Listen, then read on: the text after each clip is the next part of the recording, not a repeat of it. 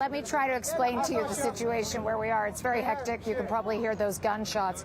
We're about 200 yards, even less than 200 yards away from the entrance to the Kabul airport. We just drove through it quickly. It's absolutely impossible to stop there. And I say we drove through it quickly. You can't drive through it quickly.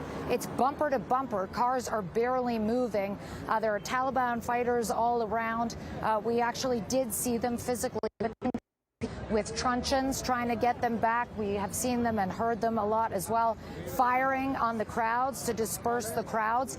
It's a little difficult to see from this vantage point, and it's a slightly edgy situation, so I don't want to push our luck. But all along the roadside over there, there's just hundreds of people who are basically waiting, desperately trying to get out of the country. It's not clear if they have their paperwork in order, if they've been declined and told that they can't enter the gates, or if they simply don't have the wherewithal to get inside. Cameraman Will Bonnet's just panning off right now. You can see it's a pretty large crowd who's formed around us already, because this is a slightly unusual situation to be doing live shots from here, I think. But it's definitely chaotic. It's definitely dangerous. I will say this. The Taliban appears to be trying to disperse the crowds, and there are crowds there of young men who seem to be just engaging in like criminal activity. I don't know if you heard that. They're kind of running towards the Taliban and then running away from them again, almost like it's a game. But, you know, when there's bullets firing like that, Brianna and John, it's clearly not a game. We heard the gunfire there, Clarissa. Give us a sense if the Taliban is firing into the crowds, at people, or is it crowd dispersal into the air? Are they letting anyone through? From what we can see, and from what we could see, we only had a very limited vantage point.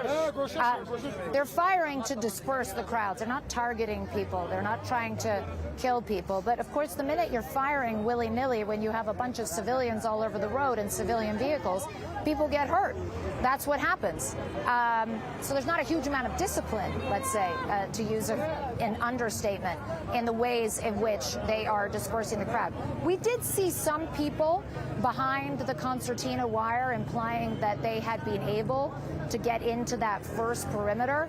But I'm not going to lie. I mean, you're running the gauntlet to try to get in there, because there are so many different things going on. You could just hear the gunfire is pretty much constant as the Taliban tries to push people back. And as a result, you're just getting lots of people on the roads surrounding the airport, like the one we're on, less than 200 yards away. You're just getting lots and lots of people sitting by the roadside. Some of them have their bags, and they're just obviously have no idea how they can get out.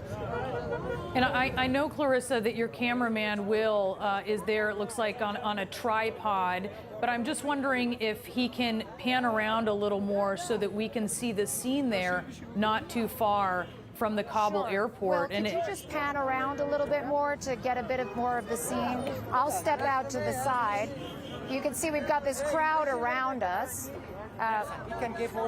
Which is never great, because you know, crowds are always a little bit dangerous. And most of these people, let me ask you, sir, are you waiting here to get out, or what are you doing here? Yeah, the most of the people they're crowded in here. Yeah.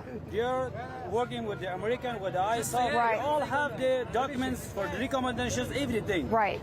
The Joe Biden every day they announce, we take these guys, they're working with the American or with the ISAF. Yeah. We take them to the America.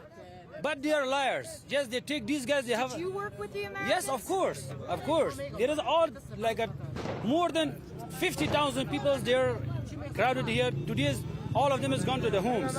There's so less people now. They're here. Fewer people here now than yes, a couple of days ago. Yeah, our home is here. But there's many flights empty. Did you try to get in? Yeah, but the Taliban didn't let you to go in. Why? They're not let you. What did they tell you? They're telling us just stay here. The American says we take these guys. They have the American passport or American British, or they have the green cards. We take him. Otherwise, you have to stop here or to stay here.